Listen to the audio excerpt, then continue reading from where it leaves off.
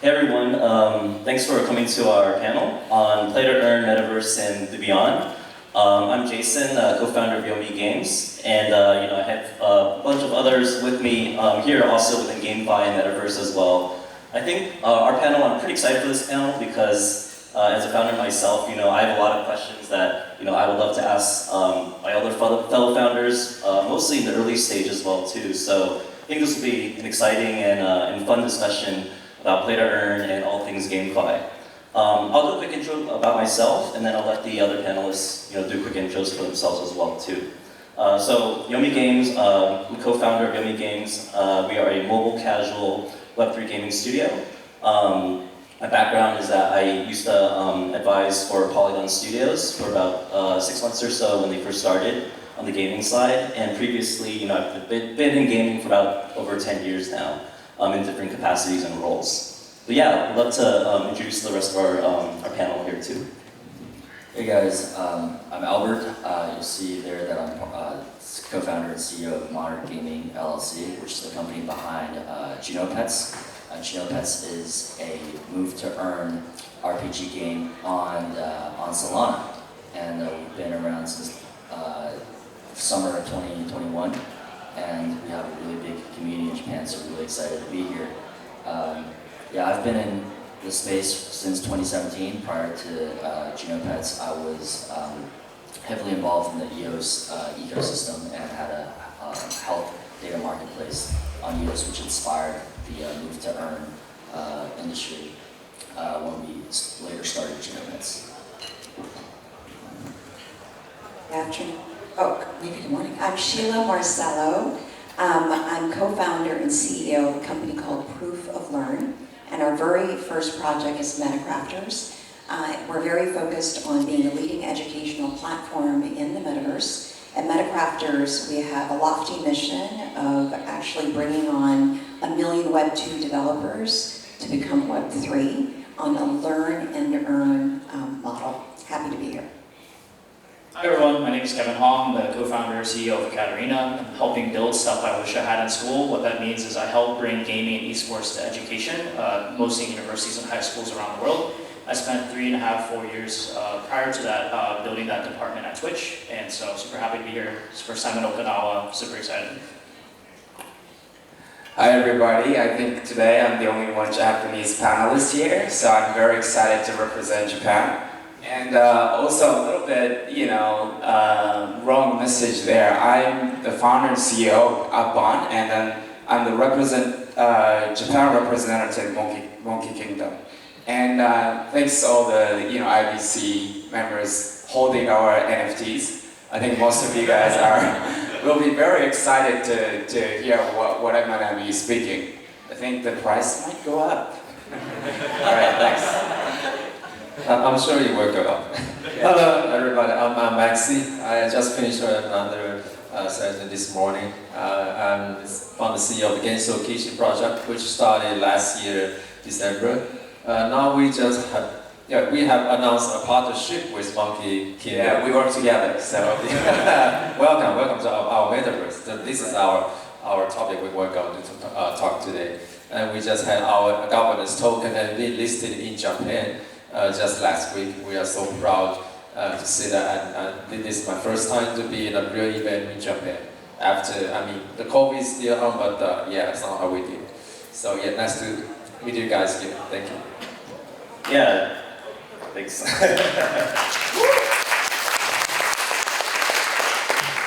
Yeah, so as you can see, we're all friends. Personally, Albert and the rest of his the co-founding team of Genopets as well previously, and I think a lot of the other panelists also have worked with each other or know each other in the past. So hopefully, this panel will be helpful and kind of be an insight into, I guess how founders or friends, will talk to each other and kind of the questions that we would ask maybe, during lunch or dinner or something, and hopefully it'll be very informative. So I think Play to Earn, Metaverse, and Beyond. I think the first thing we'd love to discuss and chat about, and this is something that I've been thinking a lot too, as we build our own games. But you look at Play to Earn now. We've had about a year or so of data. We've seen how Maxi has risen rapidly. Of course, has fallen quite a bit. But as a founder myself, I find it very interesting to see that, Maxi, Step In, DeFi Kingdom, some of these really big projects that have done really well, have not been able to, maintain their momentum, not very sustainable, partly due to tokenomics, partly due to macro environments. So I think the first question I would like to ask is just, and this is for all the panelists, how do you think about Play to Earn now? What do you think of the learnings, a year into Play to Earn? How are you thinking about it? What do you think are the ways that, we can be a little more sustainable or succeed, right, in this space? But yeah, feel free to just jump in whenever you want. All right, I guess I'll take that first. So, since we're in the Play to Earn space and specifically Move to Earn, we've been thinking about this quite a lot. And I think one of the things that previous projects sort of paved the way for Play to Earn, what they didn't realize is how quickly things will rise due to the reflexivity of the whole tokenomics. I don't think anybody anticipated that it would be unsustainable, but I think one of the key things to making any kind of Play to Earn economy long-term focused is a creation of value. So things that allow people to pay into the economy rather than just extracting it. And I think most projects actually know this, and this is why one of the most common talking points that you hear is that, hey, Web3 gaming needs to be fun, right, before it needs to be earning focused. And I think that's just the tip of the iceberg. And what that means is that, I think Play to Earn is a really revolutionary method in how gaming would work. And today you see games like Genshin Impact making billions of dollars just on their gacha mechanism. So people are willing to pay for content if they really enjoy it. Now the enjoyment can come from different places. It can be exploration of more content, or it could be the ability to pay for things that allow you to win in competitions with other people. Or it could be just self-fulfillment in some way. And that's what we look at here at Genopets, which is we're a pet evolution game, and a huge part of what you do on your day-to-day walking is the ability to transfer all that energy that you gain into leveling up your pet and seeing how you can customize your pet better, evolving it in a way that's unlocking more content. And moving forward, we'll have something that has to do with battle that will put the competition element in it. And competition is something that people are always willing to pay for. So that's my 2 cents. I'll let the others talk more about it. I think it's very easy to kind of critique because it's in front of us and kind of jump the bandwagon and be an armchair kind of critique. The reality is founding a company, many of you are in the audience, is really hard. I've come from Web 1, Web 2. I've been through 2001. I've been in Web 1. I went through 2008 running a public company called Care.com that I founded. And I always say that there's a time and place when there's the right moment. And it's the history of other companies that have started that you learn from. So at Care, if Match.com didn't happen 15 years before we did, which was people-to-people services, sorry, we started with Monster, actually, even before that, right? Back then, who would ever go online to find a job? And now we all do. It's not even, it's sort of like a given. And then Match.com, and I remember saying, well, God, who would ever go online to find a date? 75% of my kids, friends, go on Tinder and are now getting married, right? And then we had Care.com, families finding caregivers, because now you're ready for your loved ones and your dependents. Why do I go back to this history? Because I've been through it, and these times matter. So Play to Earn, Axie Infinity, DeFi Kingdom, all these companies are giving back to us because as founders, we learn from them.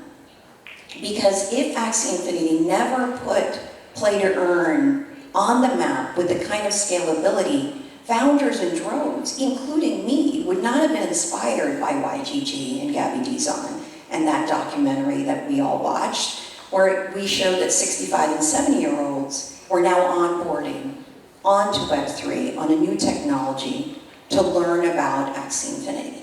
So those are the kinds of inspirations, and so it's, in hindsight, you can kind of look back, but the effectiveness for me is that founders who disrupt, who experiment, who teach others, who collaborate, We do something with Genopets. I'm an investor advisor in AcadArena. I own a Monkey Kingdom.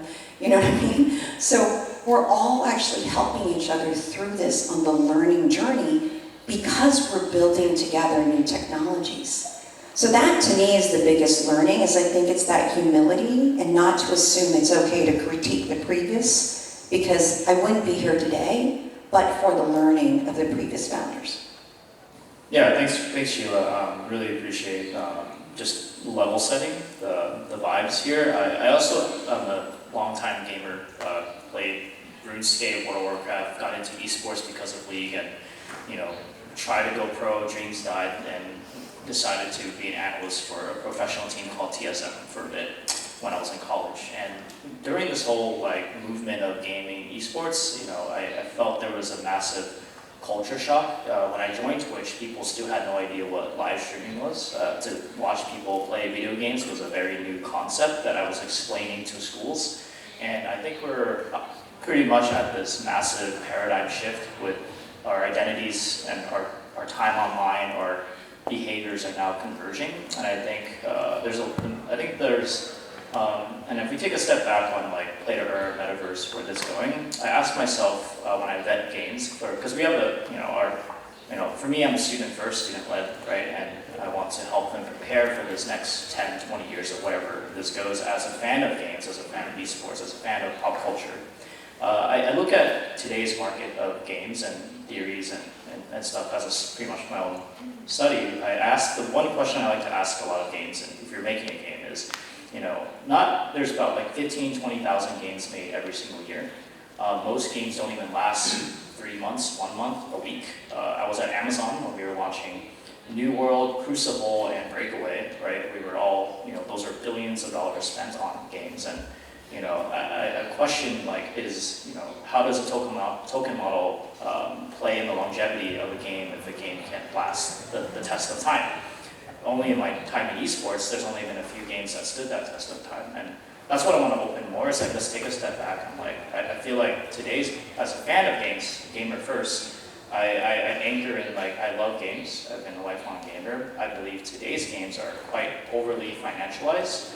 And and I think we're doing the order of operations wrong, where games have not found product market fit while generating revenue in an unsustainable way, which is not healthy for all of us here. If we really want to see the internet change over the next 10 years, Web3 should promise a fair internet.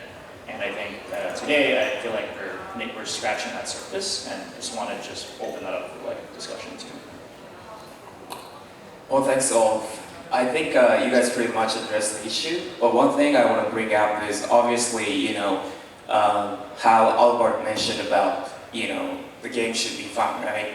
We, as a Monkey Kingdom, it's a little bit different journey, right? We started with the Solana NFT, and I think some of you here have our NFTs, and obviously thanks Sheila, IBC members. But Gen 3, we moved to really the Ethereum play, and we started Metaverse, Gamify.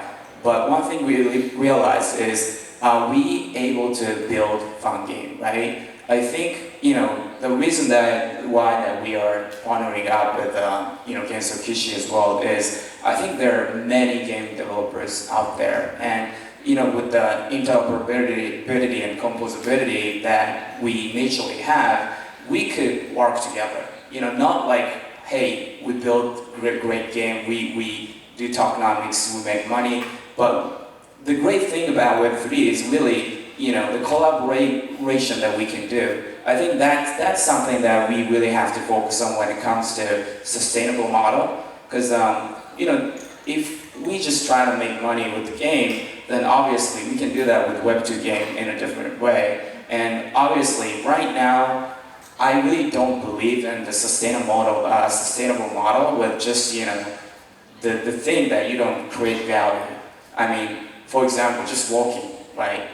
It doesn't create economic value. I think that's why it's not sustainable. But if there's a gamification part, or if there is a true economic value that you can create, then that's going to be sustainable. So I think we should really, as Sheila said, we are still learning face for everybody. I think that's the reason why we're all here. So we probably don't have an answer yet, but I think one thing I really truly believe right now is really to how we can create value to the consumers, right, or gamers. I think that's quite important from our standpoint right now.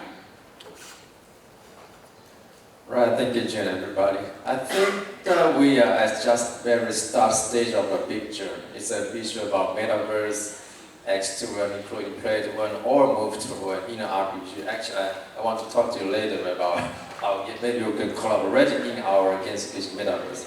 So yeah, for game, of course, it has to be fun. Otherwise, no people will join.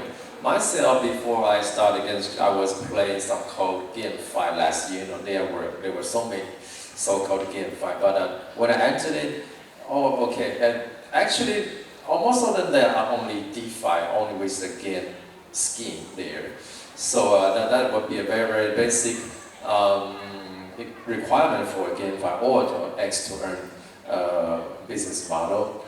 And in gamification, we do have the game for 14 years in the past. It is a 3D MMORPG from Japan, and now I rebuilt it to a blockchain version. First play to earn, and now we call play and earn.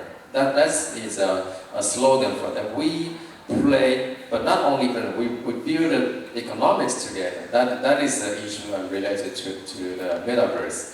Or something called maybe learn to earn in the future. I mean, yeah, in the metaverse we are just at the start journey, so everything is possible. On Play to Earn is only I think it is the start, and including X Infinity, including Stephen Move to Earn or Move to Earn in our metaverse. I think it's a very interesting starting stage that we are standing on. So yeah, I still want to see how we could build it maybe together, yeah. Maxi, we call it learn and earn. I think it's touching on. Yeah, something Yeah, like that. exactly. What Yeah. Kevin Sorry. just mentioned. Yeah, no, totally. Yeah, no, it's interesting, and definitely acknowledge that we're building upon the shoulders of giants, right? With Axie and many of these kind of initial, I guess, trailblazers within the play to earn, play and earn, play and own industry. So something actually I wanted to ask you, Sheila, kind of to dig a little bit deeper is, and I'd love to hear your thoughts on this, given your background in Web 1 and Web 2 as well. Is that it almost seemed like to me that it sounded like you were implying that maybe almost like the market made from the past, right? Like we had to wait for the market to mature, to get better. So in terms of the success of Play to Earn, I mean, there's a lot of things that I think that the panelists have talked about, right? Like the game has to be fun. Maybe the market needs to be better. So I'm just kind of wondering, how do you view that necessarily? How do you view like this? Is it the gameplay? Is it the tokenomics have to be better? UX, do people have to just learn and be educated more? What needs to be done to make play and earn or play and own, more of a viable and sustainable model? Yeah, really interesting. After selling Care.com in February 2020, I thought I was going to retire and didn't think I was going to operate again so soon. Wasn't clear, and I thought maybe I'd pursue being a venture capitalist. But because of this documentary that I watched, that really inspired me, and it was the story of grandmother Lola Vergy in the rural provinces of the Philippines, and I'm born and raised in the Philippines. And she had downloaded a crypto wallet. She had figured out not only downloading a MetaMask, but also Ronin, and then figuring out how to purchase, two tokens to go play a game, plus the little character. So in my mind, I was like, wait, she had figured out. Now, obviously, she had a YGG community manager support her and kind of go through that. But what inspired me was there was a sense of readiness of the mass market to conquer the challenges of the user experience, which I do agree with Kevin, that we've got to focus on that, because earn, I think, is an interesting draw of an onboarding, but may not be sustainable, right? And this is why we're hearing the importance of fun, or the importance of I'm still a venture partner at NEA, because right after I decided that I would toy with that idea of pursuing and being a venture capitalist, we look at a lot of different business models. I'm still a venture partner, even though I've started Proof of Learn. And we tend to ask the question, who's funding the earn? And what's the motivational value behind the whatever X and earn model that's being designed? And obviously a play and earn then connotes, which is not really surprising that everybody's just, defining fun. And that there are few games that have that longevity. And how do you create that stickiness? And one of the things, Q and I were just discussing this at breakfast, come to us, and that actually is so true is, how do you design something, especially when in gaming where you use so many techniques to go deep to create a sense of stickiness, obsession, right? Why can't that be applied to things with social impact? So the two things that I observed is that the world is ready for some things to actually advance their lives in such a way. So why can't we use all the talent in this room for creating new ways and applying gaming, psychology to something that advances them, like education and learning? It's the same thing that, by the way, why there were so many talented technologists behind the stickiness of the like button, that if you read what happened in Meta through the history, is that there was just disappointments from some of the early founders of Instagram or Facebook, of the early engineering team, because they use the power of their knowledge of technology to apply a sense of longevity. So the techniques are there. I'm a conversion marketer.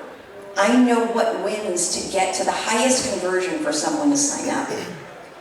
But the discipline around integrity of how you use that technology and the knowledge that you have on behavioral psychology of gaming can be applied to actually make an impact in the world. So you're hearing me kind of on my little soapbox here. That's the thing that drives me and that motivates me in my life, is how do we use technology for good?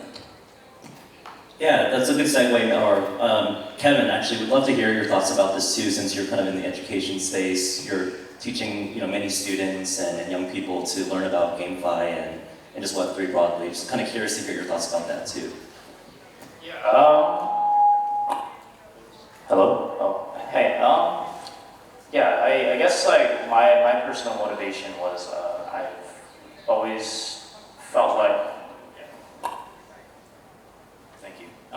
So I look at gaming as a universal language. You go anywhere in the world, and a kid does this, and everyone knows that's a Fortnite dance. And I said, aha, that's the connection that resonates with so many people, so many kids now, Gen Z, Gen A.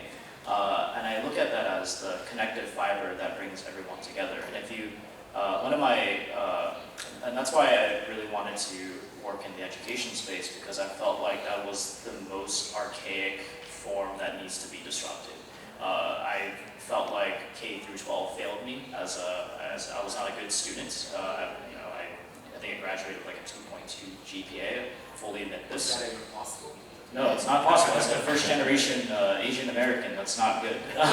His brilliance is not reflective of that GPA, and I know, I'm an investor. Anyway, yeah, so it was more like my rebellious side came out, and I felt like it was a waste of, I felt like, there was other things that I could do. And for me, that spark came in when I founded my gaming club at the University of Washington.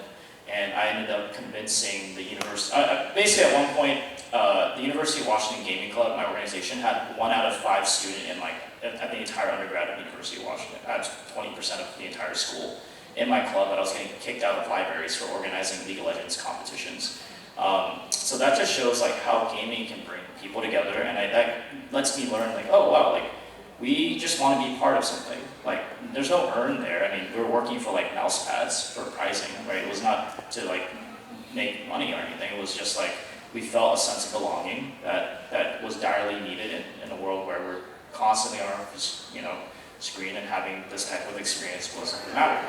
And then eventually, something happened in 2016 where one of the first schools that I worked on when I was at Twitch, University of California, Irvine, launched the first ever esports program, giving full ride scholarships to play League of Legends. And I've been working on that program for the last 4 or 5 years. cascading that over the next few years, 15% of all schools in America now have an official gaming esports program. In just 6 years, one of the oldest, our slowest moving bodies in our entire social structure, where you spend 20% of your lives in, now has something that I wanted when I was in school.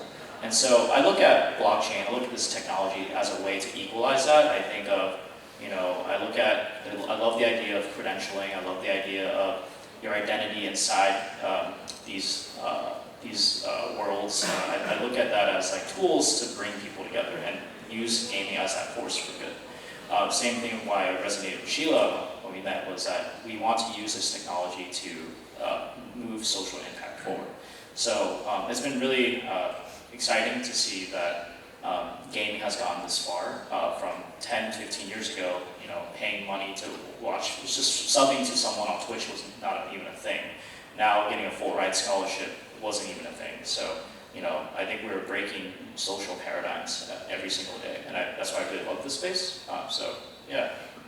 Yeah, awesome. Thank you. I actually want to go back to something that you were mentioning, Sheila, earlier, and this maybe for Albert, Jin, and Maxi. But you kind of mentioned that, and I was also at the panel yesterday with the GameFi panel where, Q and Contours talked a little bit about, the conversion funnels. How do you think about, in free-to-play mobile, there's this very almost like a math equation in terms of, how do we convert from our customer acquisition to how do we, lead them down the funnel so that they monetize and retain them and maximize that retention and monetization. So kind of interesting to me, right, is Play to Earn is a totally different kind of model and opens up for a lot of different ways of monetization. So I'm kind of curious because I think all three of your projects are live to a certain extent. You have, I think, tokens also done your IDOs as well too, and of course the NFTs are live as well. So how do you think about success for a Play to Earn game? What are the metrics that you guys are thinking about, and potentially how do you think about what that funnel might look like? Great, yeah, I was actually going to offer this perspective because I think this is a lower level, more like on the ground look at how everything works when we think about tokenomics and just system design in general. So one of the key concepts that people talk about in any kind of to earn stuff is token sinks, because most of these systems revolve around an emission system. Usually no max supply token, such as SLP, or in Stefan's case it's GST, in our case it's our key token. And it's important to prevent the overinflation of this token, because when it does overinflate, it means that more people are taking out of the economy than paying in.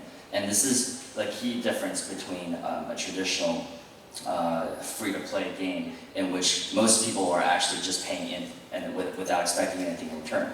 Now, going back to what Sheila was saying about the to-earn moniker being kind of misleading, because if that's your main hook, then most people are trying to extract from the economy.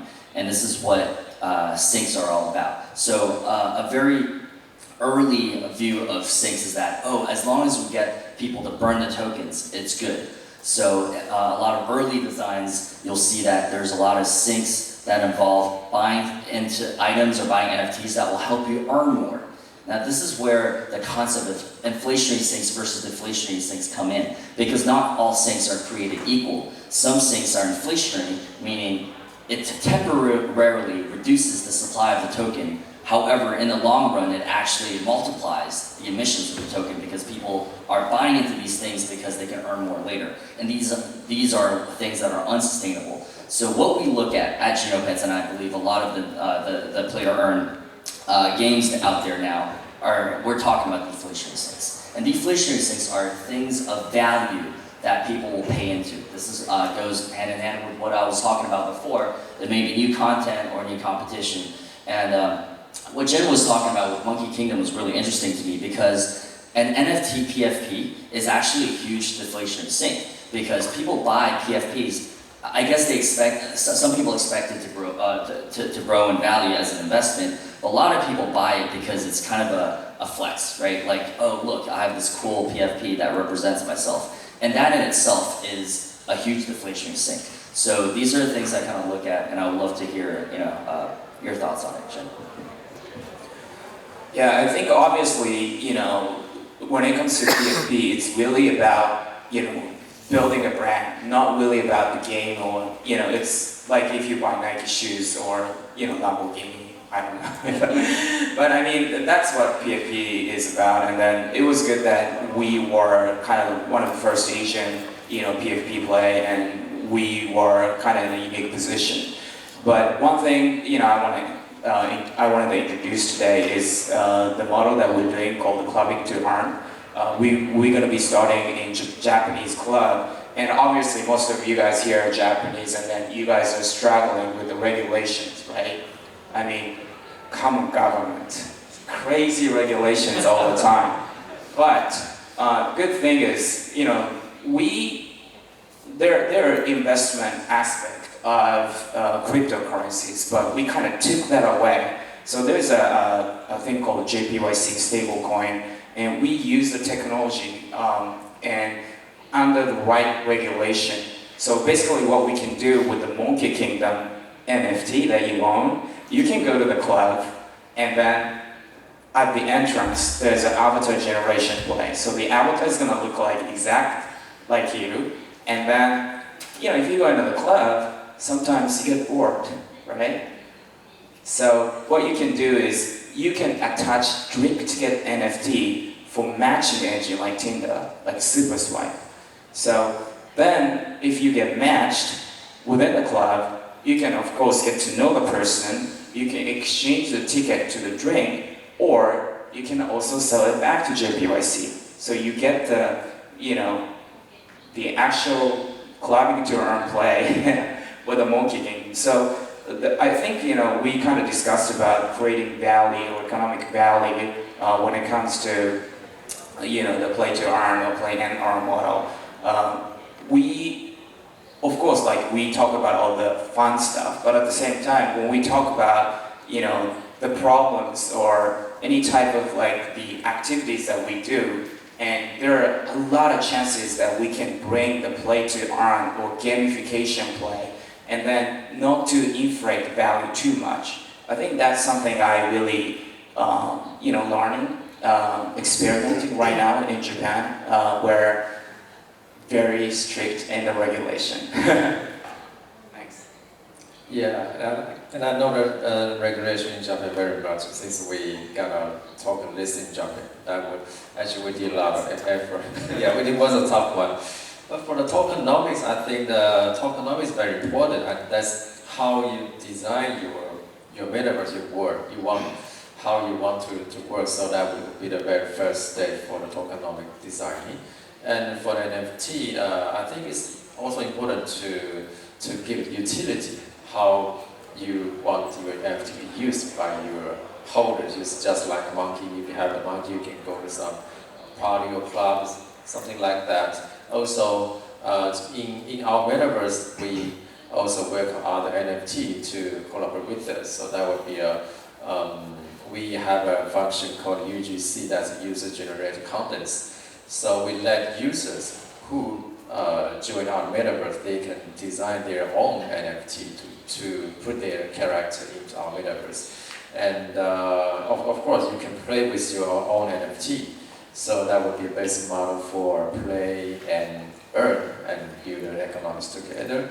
So of course, if you, we do have our tokens, but it is a governance token. So you use the token to control the world. In the future, we will have it DAO voting for how we could build the world together. So that's the way we want to make it more sustainable business model with our token.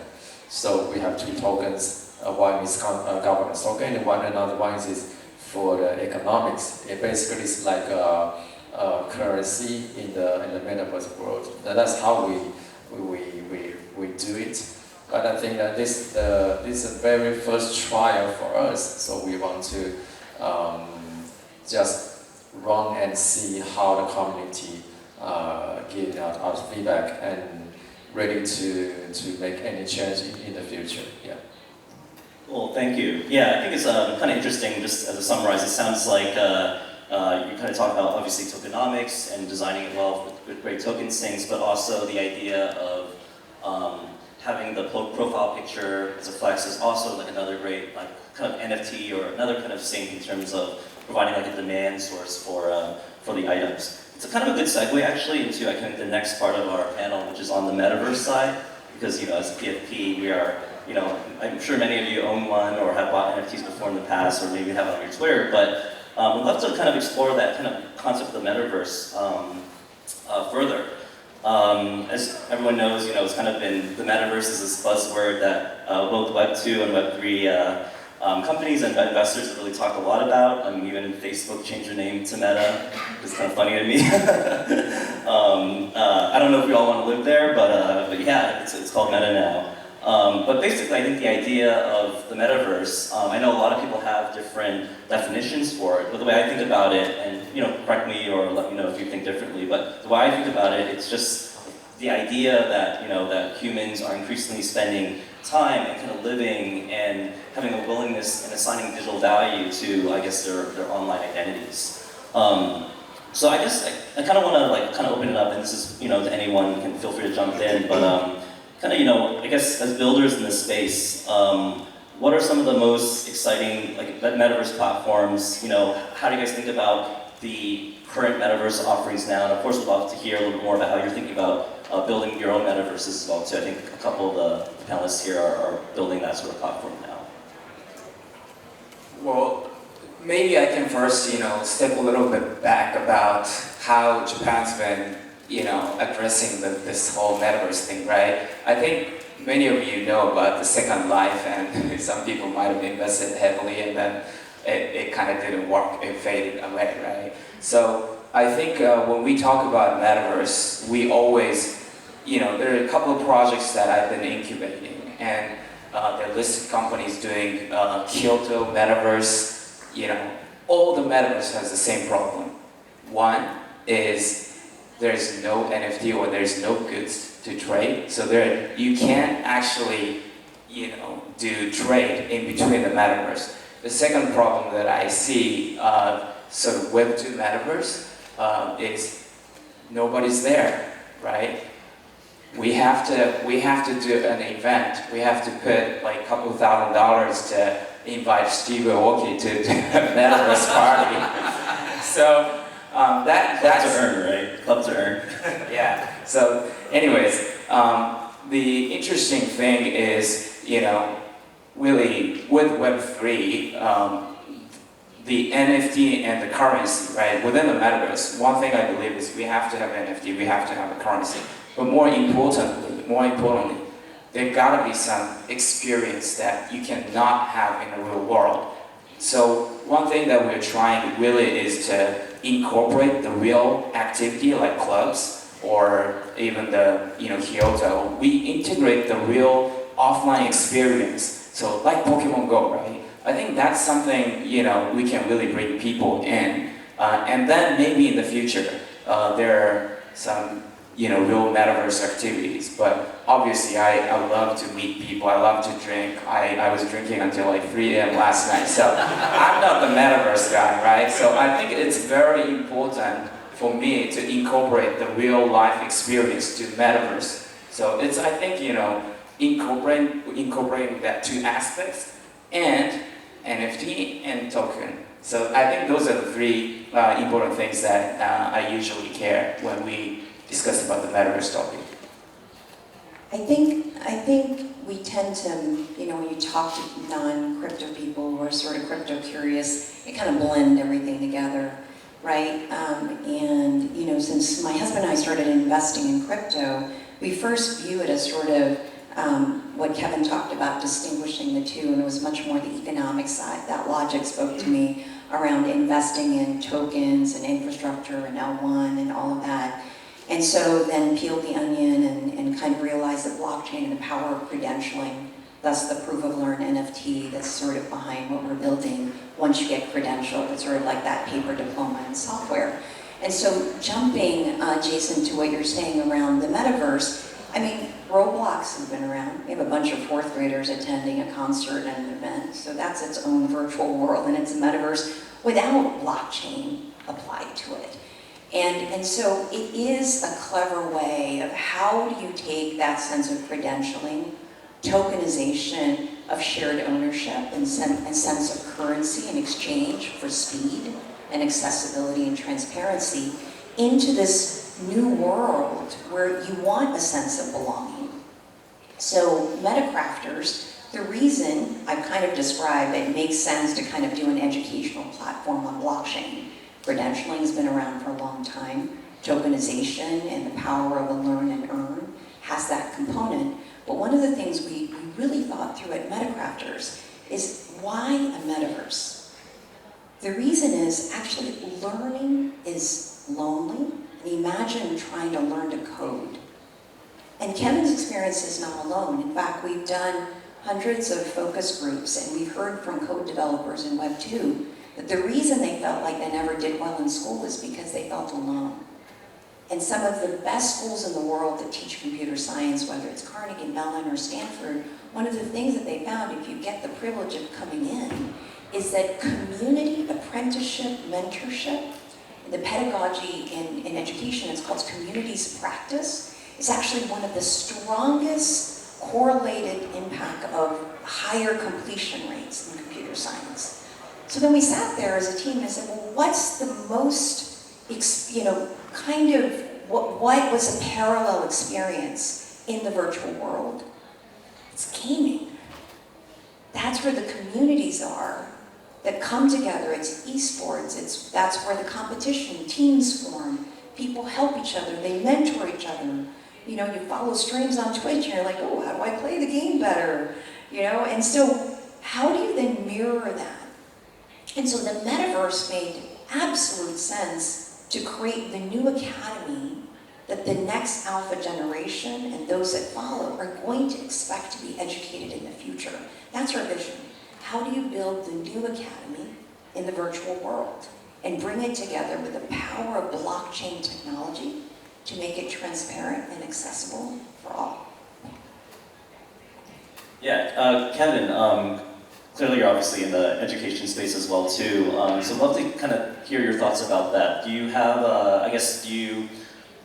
have you considered in part of your educational courses or when you host events? I know you do a lot of in real life events, but have you considered doing things, I guess, in this online or in this sort of kind of metaverse concept? Yeah, I shared Sheila's vision and soulbound tokens, credentialing, achievements. I think end of the day, everything's going to live in your wallet, inevitably. I think most of the world is unbanked and people are making their first storage of wealth on a digital wallet, and that will be fiat and also crypto. And then eventually that will be your avatars, but also your whatever you've done in school, whatever thing that has weight will inevitably live in your wallet as an ease of transparency and access. For us, it's right now we're rerouting the social aspect of student life. So most of our programming is around student-led and student-driven events. So we run countrywide hackathons and game jams, and we incentivize students to show up, make a game, all the way to meeting friends. We also have our matchmaking feature, so you're playing with other students inside the academy. We also have something called the academy, kind of our own Hogwarts for gamers. And we don't, right now, that's where I believe we need to be. I don't introduce a governance token inside my world. I don't think it's necessary for what we need to do, especially when we work with education. I think already it's been incredibly difficult to pitch what esports is to people that don't fully understand it. So introducing blockchain is another, you're building this bridge between decision makers at an educational level, but also it's a top-down, bottom-up approach where students needs to create the experience and you're leading them down the rabbit hole. And eventually, that's where we can reroute the education incentives and how people can actually learn by doing, which is what we've done for thousands of years until we standardized education. If you look at, like, for example, the state of Washington, the public education system in America is completely deteriorated over the last 30 plus years. If you look at every student, it's about the state gives you about $20,000 per student per year. That's tax money that's being routed to these public education systems. But if you look at the outcome, we have more students dropping out more than ever. We have the average graduation rate is like 5-6 years now. We have people displaced out of jobs, and we have people that don't really understand what, this exponential gap between us as a society and technology is widening every single year. We have parents that are now raising kids that have completely grown up in Roblox, but the parents don't fully understand. The teachers don't understand. So there's gonna be a need to transform education, regardless of not if it happens or not, right? So I think that's where this disruption is gonna come from. The metaverse is really being able to connect each other much faster and then organize things in real life, mapping it back to real life things. And that's why I'm in school, because you spend most of your time there, right? So that's how I view things right now. Because I use things like gaming because it's universal language, and I use school because it's consistent, whether we're in a bear market or bull market.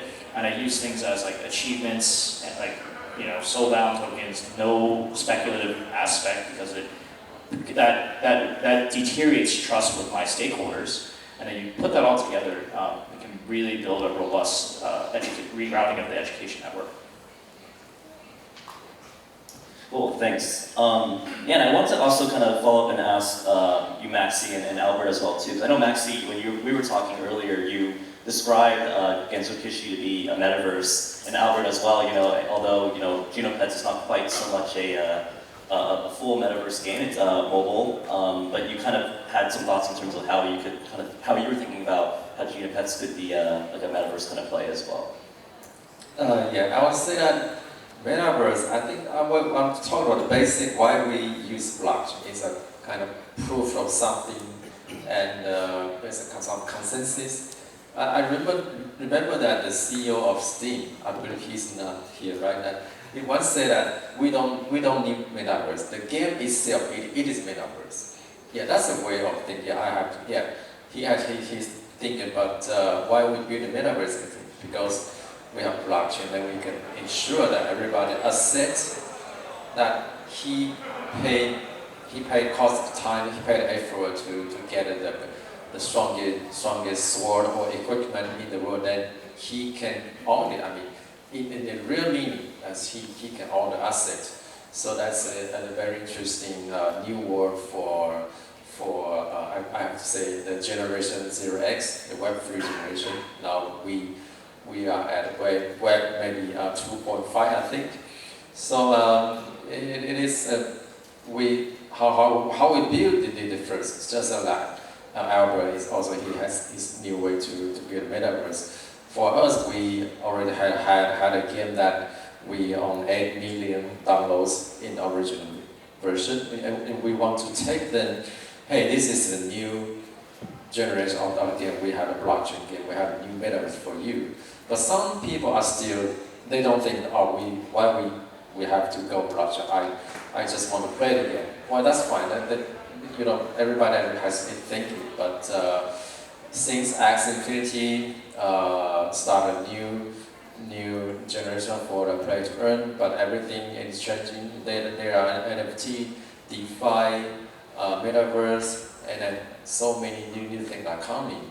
So I think we are at a very, just I mentioned earlier, that we are at a start stage. So I want to see how we could build it, and want also including education. When I started at Genopets first, the first investor asked me that, can you do education in your metaverse? That was a very interesting one. That I was only thinking about, okay, I want to go play and build monster in the game. But I never thought about, okay, education. But with so many companies, they're asking me to cooperate in the future. So I'm really experiencing the whole thing that I never heard before. That's also a very new adventure for me. Yeah. How about you think? Yeah, so Well, the metaverse experience is actually more relevant to Genopets than most people would imagine. And before I get into it, I would like to just first talk about what I think metaverse is. A lot of people like to say a metaverse, but I like to say the metaverse. Because to me, the fundamental principle of the metaverse is that everything has to be interoperable. So all our digital identities can be compatible across platforms, across experiences. Now, recently, we've partnered with a project called Chapter X on Solana. And what they did was take our Genesis Genopets, which are these like NFT representations of your pet inside our mobile app, and they took it into their world. They built a whole world based on a few sketches of what we say the Genoverse looks like, and they put it there, and we just had a demo that we showed to our community, and everybody went crazy about it, because for a lot of people, their Genopets have become one of their identities, and this is a way they would like to socialize and like hang out with their friends, an identity that they can use, right? So we have a huge Discord community, and a side note, Japan is actually one of our biggest Discord communities, just organically. It's been growing like crazy. And one of the reasons why our Discord has been so active is that it's a place where people have found true friends that believe in a common mission and have similar interests. And I think one of the experiences of the metaverse is an extension of that. So like, instead of just being able to chat with your friends, you're able to do all sorts of things in the digital realm using an identity and partake. So one of the things that we're most excited about, especially in this market where there's less noise. In a raging bull market, I think a lot of the metaverse narrative gets drowned out by a lot of hype-driven narratives. But I think the next stage in the metaverse journey is just interoperability and building the tools, very low-level tools to make things happen. And that's harder than you think, because a lot of the 3D digital assets even in the gaming world has a lot of different standards. You know, that people use like GLTF or FBX. So standardizing that and creating some kind of protocol for that is the next big thing that I think needs to happen before any of these possibilities can be realized. Yeah, thanks. No, it's actually a really good segue, a good segue into the next question, or what I was thinking about, because as you mentioned, interoperability is kind of the most exciting things about, I think, blockchain. The fact that you don't have to necessarily ask the developer for API data or access to an API or something like that. It's very difficult to work across different games, different companies, and the public nature of the blockchain makes interoperability a real thing. But yeah, I want to kind of dig into that a little bit more. Yeah, in terms of, I think, composability and interoperability for games generally, I guess for the other panelists, are you guys thinking about that at all? Are you excited about how your assets or how other assets can come and live in your worlds?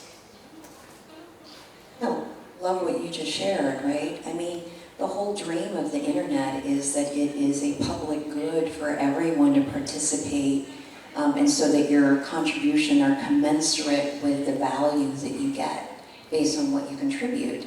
The always challenging thing in a capitalist structure that we saw in Web 2 is you create walled gardens between companies because each company is trying to extract the maximum per user of value from that user. And so sharing the eyeballs and the activities of that user with another company means you're not getting it. So in some sense, being in this world and building in this world means that you're comfortable and confident enough that what you're building is truly valuable to the user, and that you're not worried that there's a distraction factor going elsewhere that then actually dilutes your value.